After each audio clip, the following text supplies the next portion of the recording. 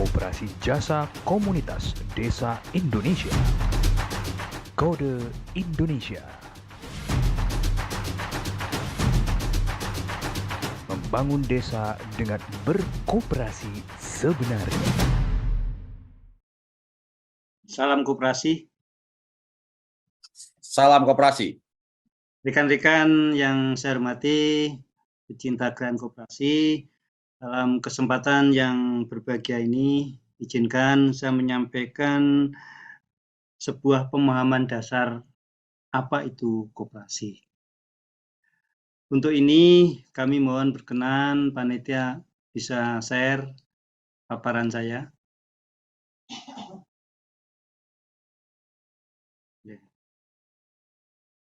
Baiklah rekan-rekan sekalian, jadi yang pertama dalam pemahaman dasar koperasi itu tentunya kita tidak bisa lepas dari amanat konstitusi yang sampai hari ini tetap kita lakukan bersama. Monggo lanjut. Pasal 33 ayat 1 Undang-Undang Dasar 45. Di sana jelas disebutkan bahwa perekonomian disusun sebagai usaha bersama berdasarkan atas kekeluargaan.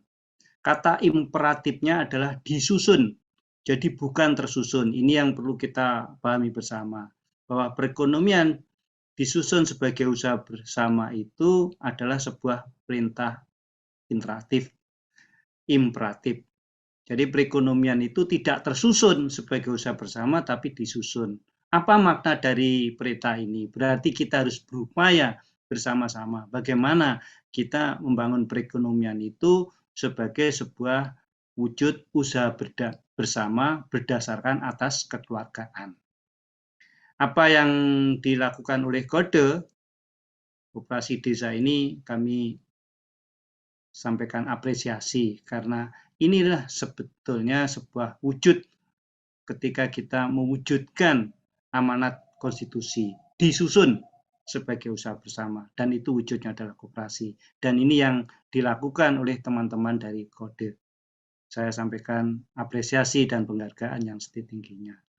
Rekan-rekan sekalian, makna yang terkandung dalam ayat tersebut tentu sangat dalam, yaitu bahwa sistem ekonomi yang dikembangkan itu tidak berbasis persaingan, serta tidak berbasis individualistis, tetapi bekerja sama dan berbagi. Inilah sebetulnya perekonomian Indonesia yang disusun sebagai usaha bersama berdasarkan asas kekeluargaan.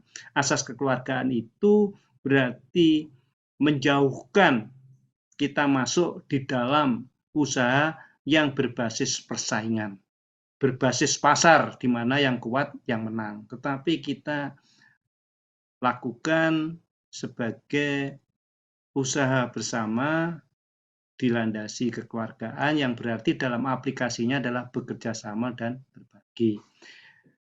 Rekan-rekan sekalian yang saya banggakan, saya cintai,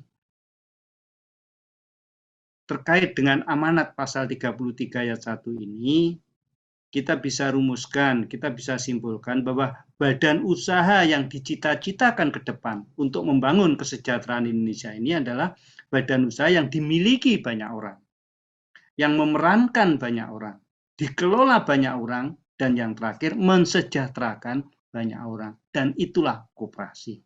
Tidak ada jawaban yang lain. Karena tidak ada badan usaha yang dimiliki banyak orang, dikelola banyak orang, mensejahterakan banyak orang, kecuali koperasi. Koperasi jelas ketika dia hadir di tengah-tengah anggotanya atau di tengah-tengah masyarakat, pasti bercita-cita ingin mewujudkan bahwa badan usaha ini dimiliki banyak orang, memerankan dan dikelola banyak orang, serta mensejahterakan banyak orang. Lanjut.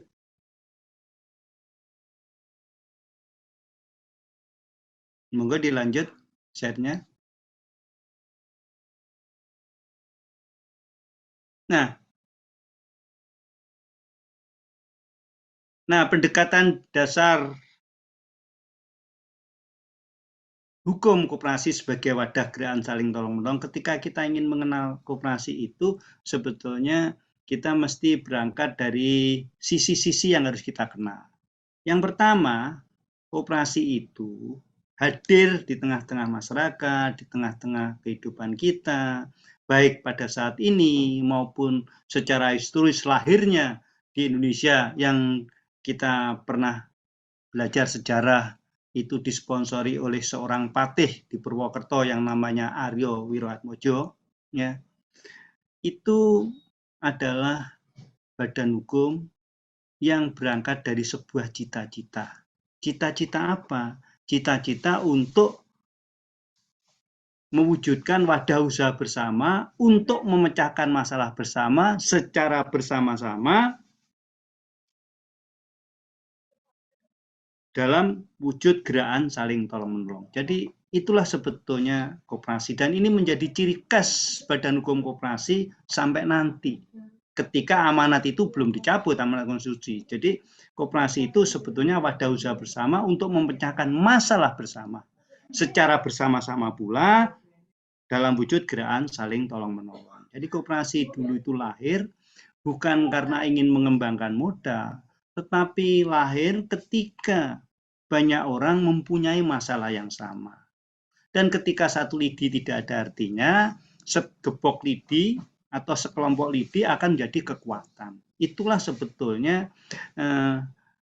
filosofi ketika kita membangun koperasi. Jadi ketika di desa ini banyak yang tidak mampu, orang per orang, tetapi kita bersama-sama, kita mampu menjadi sebuah kekuatan untuk membangun desa, membangun kesejahteraan bersama masyarakat desa. Itulah sebetulnya cita-cita. Tetapi ketika hanya cita-cita, itu menjadi sesuatu yang utopis, sesuatu yang hanya dalam impian saja. Nah, karena itu cita-cita ini harus dibungkus dalam sebuah wadah yang kita sebut dengan organisasi atau badan hukum koperasi. Nah, apa yang menjadi filosofi dari organisasi koperasi? Organisasi koperasi itu adalah organisasi yang dimiliki, dikelola, dan untuk kepentingan bersama sebagai kumpulan orang. Kuncinya adalah kumpulan orang. Koperasi tidak berangkat dari modal yang dikumpulkan untuk dikembangkan, semata-mata kita ingin profit oriented, tetapi organisasi ini adalah yang dimiliki, dikelola untuk kepentingan bersama dalam mewujudkan cita-cita yang kami sampaikan tadi. Nah, ketika kita sudah punya cita-cita dibungkut dalam sebuah organisasi, kalau hanya itu, ya tidak ada artinya organisasi ini. Karena itu ke depan koperasi ini harus punya usaha. Usaha apa? Tentunya usaha untuk melayani kebutuhan anggota dan ke depan sebagaimana tuntutan hari ini, koperasi tidak hanya melayani kebutuhan anggota, tetapi juga melayani bukan anggota. Atau di dalam regulasi yang terakhir, kita sering mendengar bahwa koperasi itu sebetulnya harus melakukan transaksi usaha yang disebut transaksi pelayanan, yaitu untuk melayani kebutuhan anggotanya sendiri, dan transaksi untuk melayani kebutuhan bukan anggota atau masyarakat dalam bentuk transaksi bisnis. Jadi ke depan koperasi itu ketika kita sudah selesai untuk melayani kebutuhan diri sendiri sebagai gerakan saling tolong menolong, kita pasti harus keluar, hadir di tengah-tengah masyarakat, sejajar sama terhormat dengan para pelaku ekonomi di luar koperasi. Dan ketika kita hadir di tengah-tengah masyarakat itu, transaksi kita yang disebut transaksi bisnis. Koperasi tidak haram lagi untuk melakukan bisnis. Koperasi tetap harus berkembang setara, sejajar dengan para pelaku di luar koperasi, setara dan serhormat untuk membangun kesejahteraan masyarakat juga.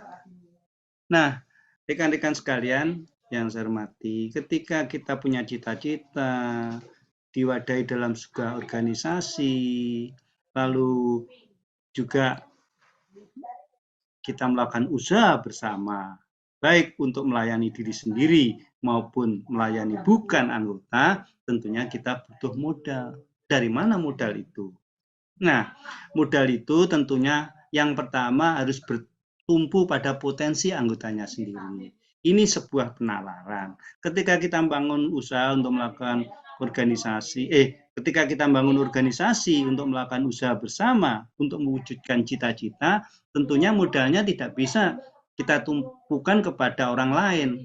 Ini sebuah penalaran. Ketika kita membangun usaha, ya tentunya kita harus punya tanggung jawab. Bagaimana kita harus menanggung risiko untuk menyiapkan modalnya. Karena itu permodalan koperasi itu yang utama itu bertumbuh dari potensi anggotanya. Dan terbuka untuk bersama-sama bekerja sama dengan potensi di luar anggota. Jadi kita memang modalnya itu harus dari potensi anggotanya. Nah, rekan-rekan sekalian, mungkin saya sedikit berikan catatan.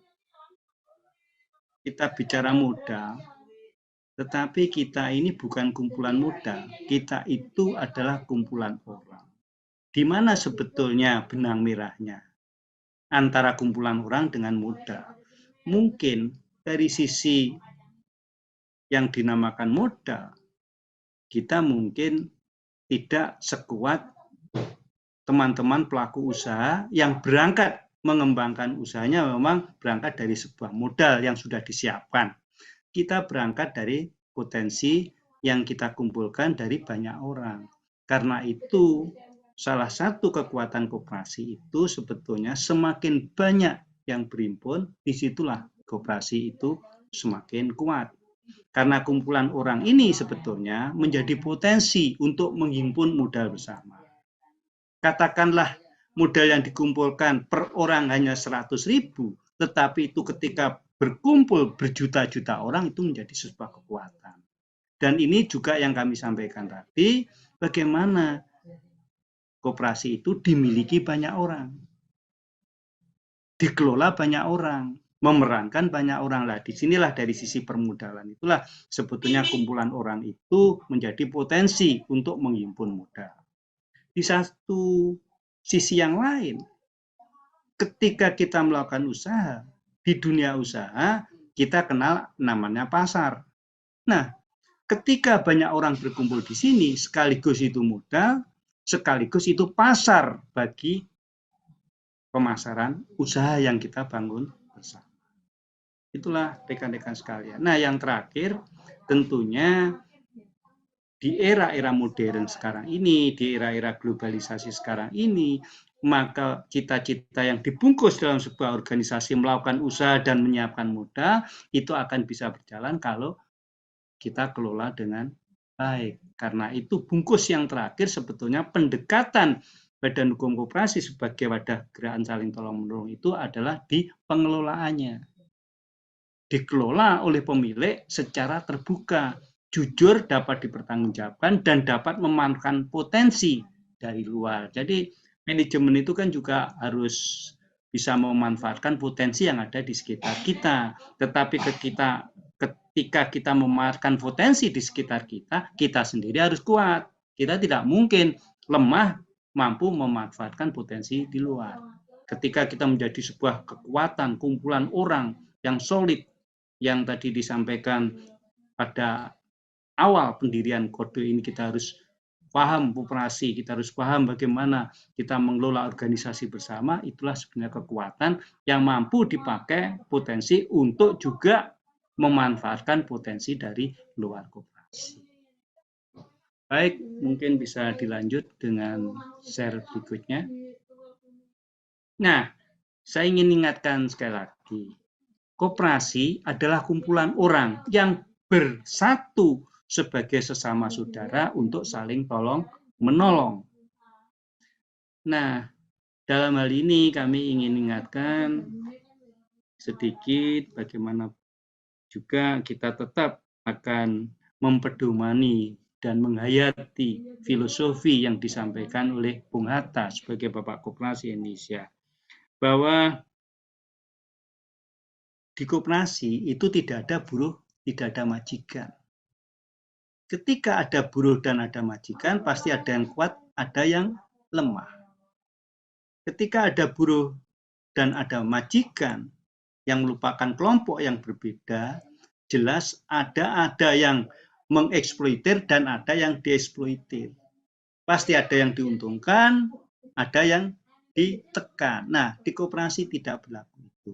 Koperasi adalah wadah kumpulan orang yang bersatu sebagai sesama saudara untuk saling tolong-menolong. Itulah sebetulnya wujud dari amanat konstitusi, usaha bersama berasaskan kekeluargaan. Karena itu di koperasi tidak ada buruh, tidak ada majikan. Yang kedua, tidak mencari untung dari sesama anggota. Ketika koperasi itu merupakan kumpulan orang yang mempunyai masalah bersama, lalu bersama-sama pula memecahkannya secara bersama-sama sebagai gerakan saling tolong-menolong, memang kita harus hindari mencari untung dari sesama anggota. Jangan sampai kita masuk di koperasi, menanam modal, menyimpan, yang tujuannya untuk saling menolong, tetapi kita memanfaatkan simpanan tante muda yang kita sampaikan itu untuk mencari untung dari sesama teman, sesama anggota yang sebetulnya itu sesama saudara yang nasibnya sama, yang mempunyai masalah bersama, dan bersama-sama memecahkannya dengan gerakan saling tolong. Jadi dua ini tentunya perlu dihayati. Nah, aplikasinya memang dalam perjalanannya kita akan lakukan itu dalam praktek-praktek berkoperasi, dalam keseharian koperasi. Tetapi dua filosofi ini menurut saya sesuatu yang harus dipegang ketika kita akan masuk menjadi anggota koperasi. Bahwa di koperasi itu tidak ada buruh, tidak ada majikan. Tidak mencari untung dari sesama anggota. Nah, bagaimana kalau tidak ada buruh dan tidak ada majikan? Kalau di koperasi ada pengurus, ada pengawas, ada anggota. Apakah yang berkuasa tidak pengurus? Apakah yang mengendalikan tidak pengawas? Nah, ini sesuatu yang perlu kita pahami juga bahwa pengurus, pengawas, dan anggota itu adalah sebetulnya wujud berbagi peran. Karena tidak mungkin sebuah organisasi yang anggotanya katakanlah nanti di kode ini ribuan orang semuanya menjadi ketua, kan justru tambah amburadul, karena itu ada pembagian peran. Pembagian peran itu adalah sesuatu yang diputuskan bersama. Siapa yang hari ini misalnya menjadi ketua, siapa yang hari ini yang harus mengawasi, dan siapa yang harus bersama-sama mengelola dan mengawasi, yaitu para anggota. Nah, jadi tekanannya sekali lagi koperasi adalah kumpulan orang. Ada sesuatu yang perlu kita hindari, koperasi bukan persekutuan modal. Karena itu undang-undang koperasi yang berlaku sekarang pun sudah menyebutkan bahwa koperasi itu kumpulan orang. Lain dengan undang-undang PT misalnya. Di sana disebutkan bahwa PT itu adalah persekutuan modal. Bahwa bank itu juga merupakan persekutuan modal. Nah, untuk inilah kenapa ini kami ingin sampaikan agar koperasi sebagai kumpulan orang berbeda dengan koperasi bukan modal, supaya di dalam pengelolaan kita keseharian nanti kita tidak terjebak mengelola koperasi tetapi dengan tata kelola perbankan. Kita mulai koperasi tapi dengan tata kelola PT misalnya. Ini sesuatu yang tentunya harus dihindari dalam pengelolaan koperasi. Sebagaimana tadi saya sampaikan, sebagai lingkaran terakhir yang membungkus cita-cita. Baik, lanjut.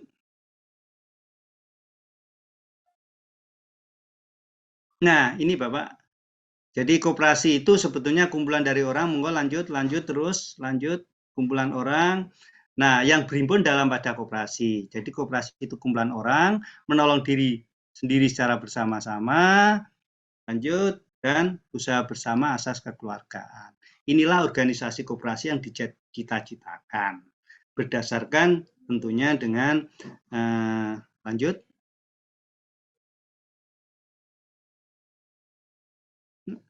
Ini ada ilustrasi yang lain. Koperasi adalah kumpulan orang, tetapi organisasinya berada di luar ini. Ini yang harus dihindari. Ada koperasi di mana anggota itu di luar koperasi, tidak ikut mengelola. Inilah yang mungkin terjadi hari ini ketika terjadi koperasi malpraktek. Sehingga ada koperasi yang hanya dikelola oleh seseorang, tapi mengatasnamakan banyak orang yang dilayani itu menjadi anggotanya. Ketika terjadi sesuatu, nah anggota kumpulan orang ini karena di luar tata kelola koperasi menjadi sesuatu yang kami katakan malpraktek, yang susah ini.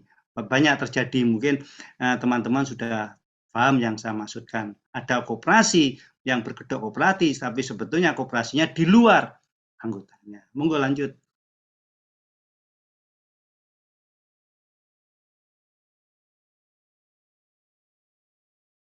Nah, ini Pak, jati diri usaha koperasi yang saya sampaikan tadi, bahwa jati diri koperasi itu adalah sebetulnya ada dua usaha koperasi, gerakan saling tolong-menolong dan gerakan bisnis bersama. Monggo lanjut.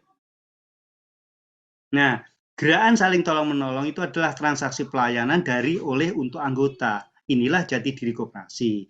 Lalu gerakan bisnis koperasi, gerakan bisnis bersama itu adalah transaksi bisnis dengan bukan anggota. Jadi ketika kita bersama-sama mempunyai kekuatan, kita juga bisa berbisnis. Misalnya gerakan bersama-sama itu ketika kita mempunyai kekuatan, kita juga bisa mendirikan bank, kita juga bisa mendirikan toko, kita bisa mendirikan swalayan. Itulah sebetulnya. Tetapi kami ingin ingatkan, walaupun kita boleh berbisnis, kita tetap harus transaksi pelayanan. Karena kalau kalau koperasi itu melakukan usahanya berbisnis, apa bedanya dengan PT? Koperasi itu melakukan kegiatan yang meninggalkan jati dirinya, keluar dari koridor prinsip dan nilai koperasi. Jadi koperasi itu harus melakukan pelayanan, awalnya harus begitu, tetapi ketika sudah mempunyai kekuatan, kemampuan, kita keluar menjadi gerakan bisnis yang sejajar, setara, sama terhormat dengan para pelaku yang lain. Monggo lanjut.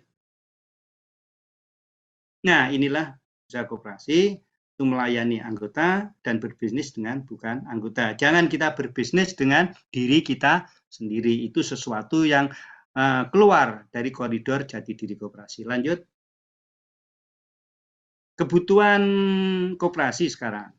Kebutuhan koperasi dalam mengelola organisasi dan usahanya, yang pertama butuh sumber modal. Sumber modal itu dari mana? Lanjut, dari anggota dan dari bukan anggota. Yang dari anggota itu kita sebut sebagai simpanan anggota. Yang bukan anggota itu penyertaan, hibah, ataupun pinjaman. Sebagaimana kami sampaikan di awal, bahwa dalam bidang permodalan koperasi juga bisa memanfaatkan potensi di luar kita dalam bentuk kerjasama.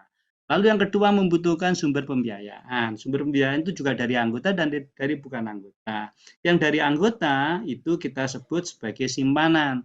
Karena ketika kita melakukan usaha dan butuh pembiayaan, ketika kita masih dari, oleh, dan untuk, tentunya kita akan menghimpun sumber pembiayaan itu dari mana? Dari anggota. Lah, ketika dari anggota itu mestinya kita catat sebagai simpanan, bukan penghasilan. Karena tidak ada penghasilan, ceritanya penghasilan dalam dunia usaha itu dari pemiliknya sendiri. Bank itu juga tidak pernah mencatat penghasilan dari dirinya sendiri. Nah, koperasi pun begitu. Tetapi yang dari anggota untuk pembiayaan tetap harus kita catat, kita bukukan. Nah, itulah yang disebut simpanan. Karena sebagai sumber pembiayaan, tentunya dalam tata pembukuan kita sebut simpanan pembiayaan. Tentunya ini akan dilanjutkan ketika nanti kita belajar pembukuan koperasi. Lanjut. Mengeluarkan pembiayaan. Ketika kita sudah punya modal, kita punya sumber pembiayaan, tentunya kita harus mengeluarkan biaya. Karena apapun usaha itu pasti mengeluarkan biaya. Nah, biaya itu juga untuk anggotanya dan bukan untuk anggotanya. Untuk anggotanya sering kita sebut di dalam tata kelola pembukuan itu yang disebut, lanjut, yaitu biaya mandiri. Lalu yang bukan anggota adalah biaya umum. Tentunya ini akan kita pelajari lebih lanjut ketika kita belajar tata pembukuan koperasi. Lanjut. Nah, pengelolaan organisasi dan usaha koperasi itu duduk bersama, saling asah, asih, dan asuh untuk memecahkan masalah yang dihadapi bersama. Nah, ketika kita duduk bersama, kita membagi peran dan tanggung jawab bersama melalui pemilihan pengurus, pengawas, dan peran anggota sebagaimana kami sampaikan di awal tadi. Nah, itu pasti secara manajerial yang baik, tata pengelolaan baik, kita mulai dengan merencanakan rencana kerja dan rencana anggaran.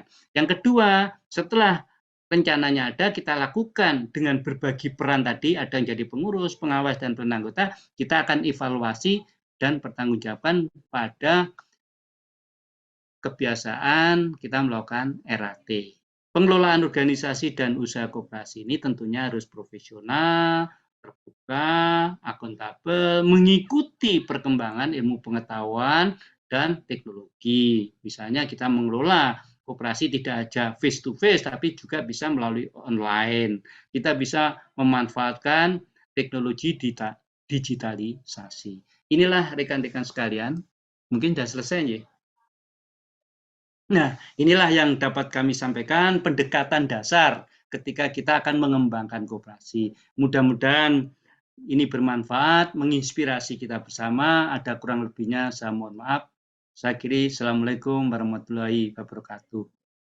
Waalaikumsalam warahmatullahi wabarakatuh. Terima kasih Pak Nugroho yang sudah memaparkan materinya berkaitan dengan pengenalan perkoperasian. Selanjutnya saya buka sesi tanya jawab selama 15 menit ke depan. Silakan Bapak dan Ibu peserta mempergunakan waktu sesi tanya jawab ini untuk menyampaikan pertanyaan, pendapat kepada narasumber.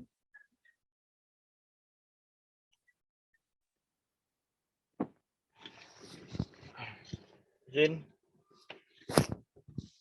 Silakan Pak Jufrizal dari Riau. Iya. Oke, terima kasih. Assalamualaikum warahmatullahi wabarakatuh. Waalaikumsalam. Terima kasih Pak Nugroho, hormati pengurus Kode, Badan Pengawas Kode. Ini berkaitan dengan kepengurusan Pak Nugroho. Ini mungkin bertanya lah. Ada satu koperasi, dia tidak melakukan RAT. Ya, itu satu. Karena sesuatu dan hal. Gitu. Itu satu. Bagaimana di dalam ketentuannya. Yang kedua, ada pengurus di koperasi itu, pengurusnya sudah habis masa jabatannya. Ya, sudah habis masa jabatannya, tapi dia belum melakukan RAT karena ada hal sesuatu dan hal, ya, tidak melakukan RAT. Nah, bagaimana dengan kepengurusan, baik itu pengurusnya atau BP-nya, dengan jangka waktu yang kepengurusannya sudah habis gitu? Apakah tetap dilanjutkan atau dengan dikukuhkan lagi oleh dinas, atau dan seperti apa legalitasnya? Apakah dia bisa melakukan aktivitas atau tidak? Itu dulu Pak Nugroho untuk sementara. Itu pengalaman saya Pak Nugroho di koperasi kami. Untuk sementara itu, nanti mungkin kalau ada saya nanti tambah lagi. Terima kasih Pak Nugroho. Assalamualaikum. Pak Rizal. Waalaikumsalam warahmatullahi wabarakatuh. Berikutnya kepada teman-teman peserta yang lainnya kami persilahkan.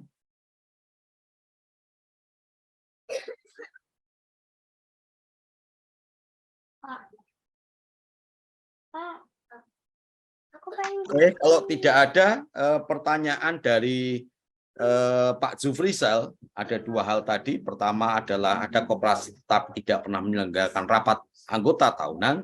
Yang kedua, pertanyaannya berkaitan dengan jabatan kepengurusan yang sudah habis tetapi tidak ada rapat anggota tahunan. Nah, ini bagaimana memperlakukannya baik oleh institusi maupun secara internal. Kami persilakan Pak Nugroho. Terima kasih. Langsung saja kami sampaikan. Yang pertama, ketika koperasi tidak melakukan rapat anggota tahunan, berarti koperasi itu melanggar prinsip dan nilai koperasi. Sebagaimana kami sampaikan tadi, bahwa ketika kita mengelola bersama, ada yang namanya pertanggungjawaban yang harus kita sampaikan dari hasil usaha bersama. Dan ini secara regulasi itu harus dilakukan melakukan RAT dengan melakukan rapat anggota tahunan. Jadi yang jelas Saya sampaikan koperasi ini malpraktek Pak kalau dokter. Jadi memang harus tetap melakukan RAT. Nah, sanksinya apa? Di peraturan menteri itu disebutkan koperasi yang tidak melakukan RAT selama 3 tahun itu dibubarkan. Itu jadi itu harus RAT Bapak. Nah, sekarang saya tahu pasti ada permasalahan di situ, tetapi satu normatif yang perlu kami sampaikan bahwa RAT apapun harus dilakukan. Justru ketika tidak RAT inilah sebetulnya ada masalah yang terjadi di situ. Nah, yang berikutnya berkaitan dengan masa bakti atau masa jabatan pengurus yang sudah habis. Apakah ini perlu dilegalitas oleh dinas dan lain-lain? Kami ingin kembalikan kepada nilai dasar koperasi, bahwa koperasi itu adalah otonom. Koperasi itu adalah lembaga yang mandiri. Pengurus itu tidak dipilih oleh pemerintah, tidak dipilih oleh dinas koperasi atau lembaga di luar koperasi. Yang memilih adalah anggota. Berarti ketika masa baktinya sudah habis, itu berarti ya sudah habis masa baktinya. Nah, siapa yang akan menggantikan? Tentunya itu rapat anggota. Di dalam ketentuan yang berlaku di koperasi, rapat anggota tahunan untuk mempertanggungjawabkan itu memang itu menjadi tugas organisasi dari pengurus. Tetapi ketika pengurus tidak mampu diberikan ruang di undang-undang maupun di anggaran dasar koperasi, anggota boleh menyelenggarakan rapat anggota atau meminta rapat anggota untuk pertanggungjawaban ini. Karena kita tahu bahwa sebetulnya di konstitusi koperasi pemegang kekuasaan tertinggi itu di rapat anggota. Pengurus dan pengawas itu adalah pemegang hak kuasa rapat anggota. Jadi yang jawabannya yang pertama untuk RAT tetap Pak. Kalau tidak berarti dibubarkan koperasi itu. Nah, yang kedua, ketika masa jabatan habis itu harus dipilih kembali. Yang memilih yang memilih pengurus koperasi itu adalah anggota. Berarti yang akan memilih kembali atau menghentikan jabatan itu adalah anggota. Jadi anggota itu yang harus lakukan. Disinilah sebetulnya kita menghormati bahwa anggota itu adalah pemilik dan pengelola yang sejati dari koperasinya. Mungkin ini jawaban saya, Pak. Mungkin kita akan bisa berdiskusi kalau hal itu sampai teknis, bagaimana nyusun rapat anggotanya, tapi bisa panjang, Pak. Tapi mungkin Pak Yusifal kita bisa kontak-kontak dalam hal yang lebih teknis untuk melaksanakan normatif yang kami sampaikan tadi. Terima kasih. Oke, terima kasih Pak Nugroho. Pak. Mungkin Bapak Ibu yang lain kami persilahkan.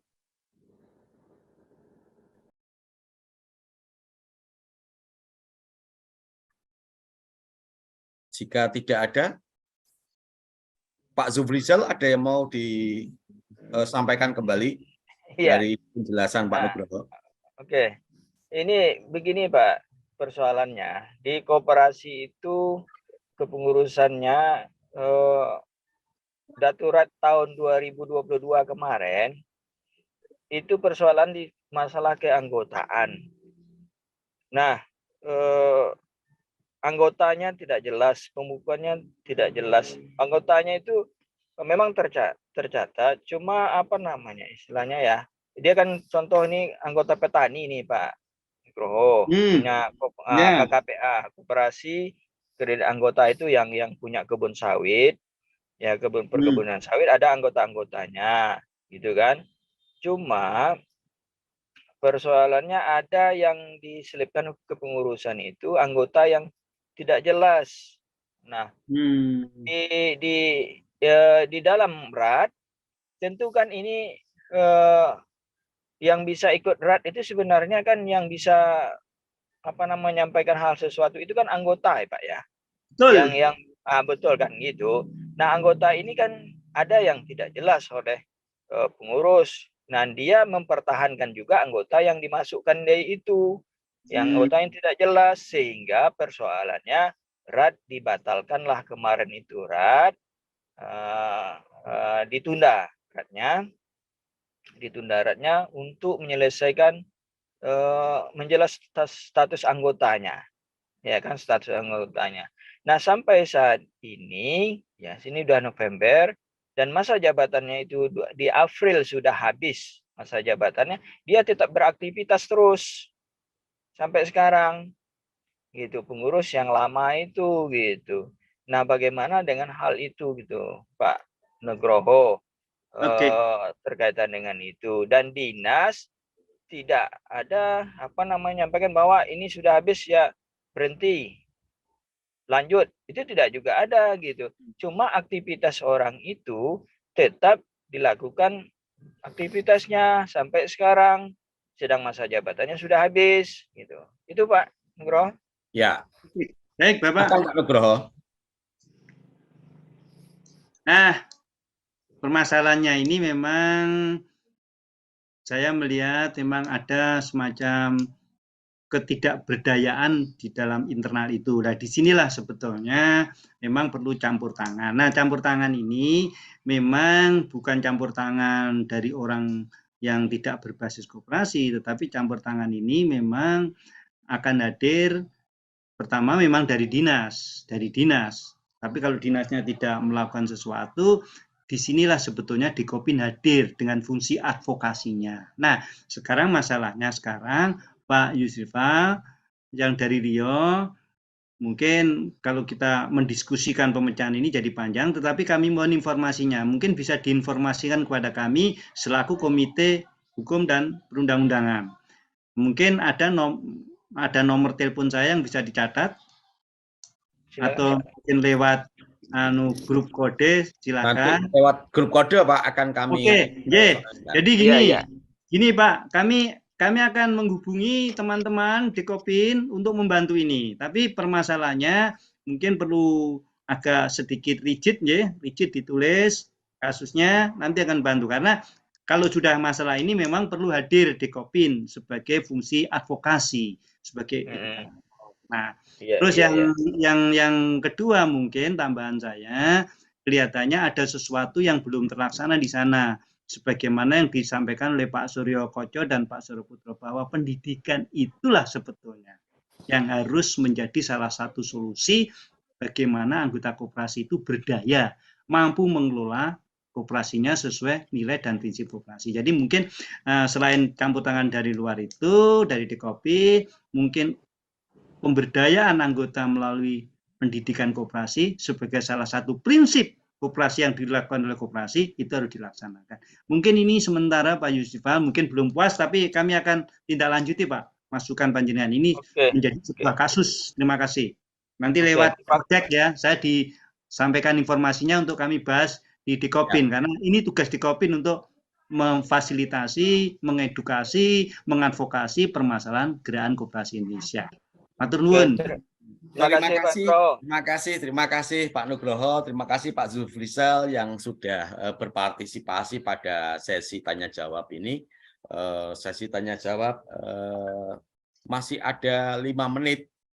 Jika Bapak dan Ibu ada yang mau menanyakan berkaitan dengan materi yang disampaikan Pak Nugroho, kami persilahkan. Izin saya Tong. Siap. Aturan, silahkan Pak De.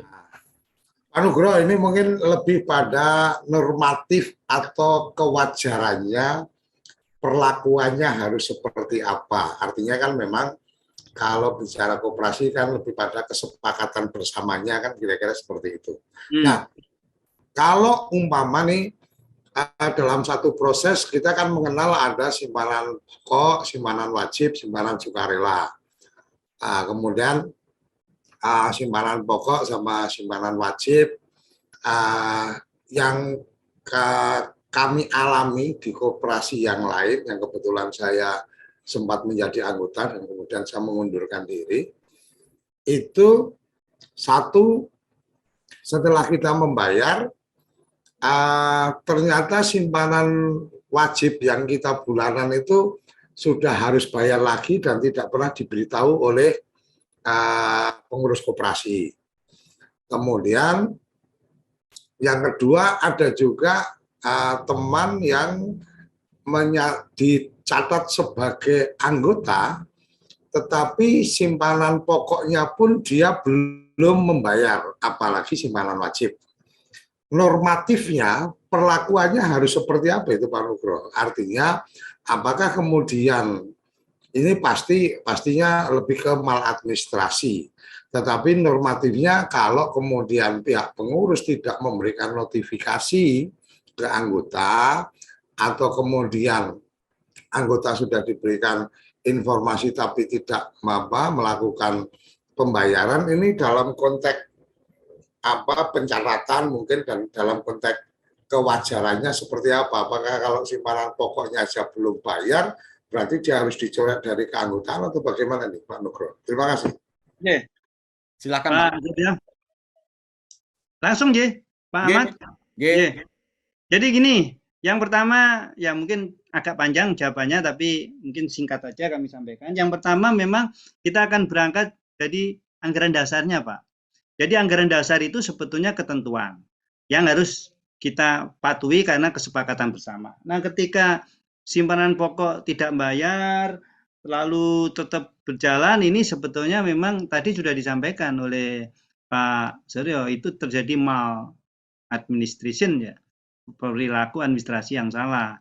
Dan mungkin kalau misalnya itu sudah disampaikan pada anggota-anggota tidak menanggapi, atau pengurus sendiri tidak melakukan, itu memang sesuatu yang masalah di sini. Dan itu sebetulnya kuncinya satu Pak, yang tadi sudah disampaikan oleh Pak Kodek sendiri, pemberdayaan anggota. Jadi anggota ini kan pemilik, tapi memang dalam praktek itu banyak anggota yang tidak berdaya. Seperti kami sampaikan di paparan saya tadi, ada dua wadah organisasi,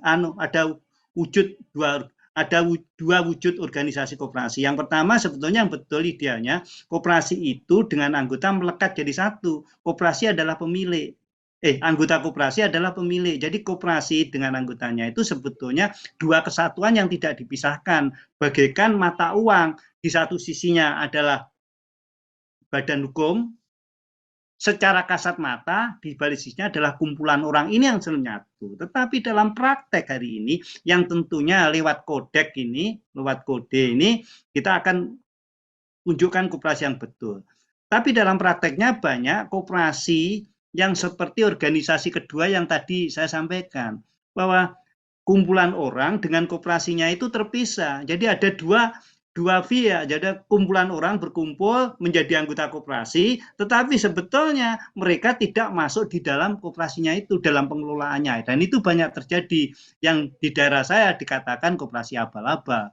Jadi itu ada pelanggaran hak asasi sebetulnya. Menjadi anggota koperasi itu berarti dia ikut memiliki, ikut mengelola, dan ikut mengawasi jalan koperasi. Tetapi banyak fakta di lapangan, kita jujur aja, jangan ada dusta di antara kita, ada koperasi yang anggotanya itu di luar pengelolaan koperasi. Koperasinya hanya dikelola oleh sekumpulan orang. Nah, ini sebetulnya malpraktek, dan ini yang sebetulnya harus kita lawan bersama-sama. Dan kalau ini jadi kasus, kita angkat bersama-sama. Dikopin akan siap membantu. Itu aja, Pak. Tapi kalau solusi teknisnya nanti kita pasti diskusi panjang, Pak Suryo. Nggih, matur nuwun. Koperasi Jasa Komunitas Desa Indonesia. Kode Indonesia. Membangun desa dengan berkoperasi sebenarnya.